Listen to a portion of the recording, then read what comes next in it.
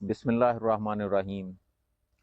तगड़े ते मजबूत ईमान वाला बंदा जिहड़ा है ना, वो बंदा हुंदा है जिहदा रब ते पक्का यकीन हुंदा भी अल्लाह जो भी करदा है वो चंगा ही करदा है। दूसरी गल, पुरसकून ठंडा दिमाग, सेहतमंद जिसम ते मुहब्बतां ते हासियां दे नाल भरिया होया घर, ये चीज़ां पैसिਆਂ ਨਾਲ नहीं लभदियां। ये चीज़ां मुकद्दरां नाल लभदियां ने, ਤੁਹਾਡੀ ਜ਼ਬਾਨ ਦੇ ਇਖਲਾਕ ਤੇ ਲੱਭਦੀਆਂ ਨੇ।